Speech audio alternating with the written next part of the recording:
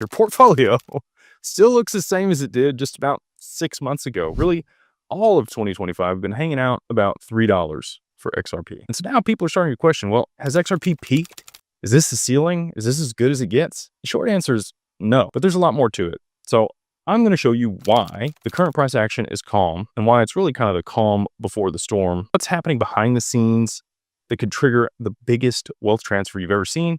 And we'll talk about why the price is not moving, why it will move, and more importantly, to where and when. I get messages all the time asking, is it still going to happen?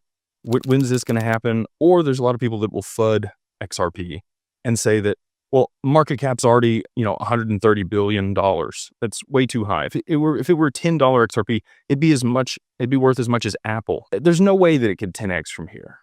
And then you've got other cryptos pumping while XRP maintains its, price stability here around $3. We've had years of, sideways movement before we stepped up this year in 2025. The case is over at this point, and we still haven't seen the institutional adoption that people have been waiting for. There's other people that talk about, the billion XRP that Ripple dumps onto the market each month out of their escrow, which isn't really true. They actually re-escrow the majority of that back onto the end of the escrow and only put onto the market what they need to maintain price stability, which is the whole function of XRP. And there's other things like, if banks are really using it, well, why isn't the price moving? Retail just gets impatient. It's a long game. And I've seen a lot of people start to sell. And so that's why I want to talk about this video today and what's going on to help you make the best decisions for you and your portfolio. And now we're just starting to see Bitcoin's dominance start to fall and the rotation that we've been looking for into all the altcoins. So buckle up, sit down, hang out to the end of the video, and we'll go over and dispel all of these myths and why XRP can go much, much higher. So let's start with the market cap myth. Okay, there's a lot of people that look at the market cap of XRP and they compare it to stocks. And that's completely wrong. XRP isn't a company, it's a protocol. And it's really the token on a protocol that moves the value. The protocol is the XRPL or the XRP ledger, and market cap of protocols works very different than equities. Imagine an email protocol, for example. How many emails do you think move around the world every single day? Probably hundreds of billions of messages that get sent between counterparties.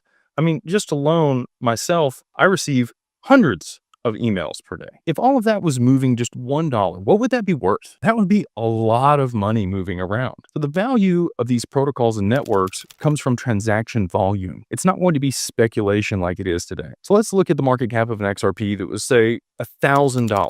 Trillions of dollars in market cap. So what? It's not an equity. Let's look at a $10,000 XRP. The market cap would be in the quadrillions. Still doesn't matter because it's the total supply that you're looking at and the price of a single token, and that's how what you multiply to get the market cap. Available supply and total supply are two very different things. Swift moves $5 trillion a day, and that's the metric. You want to look at the volume that it's going to be settling and the price and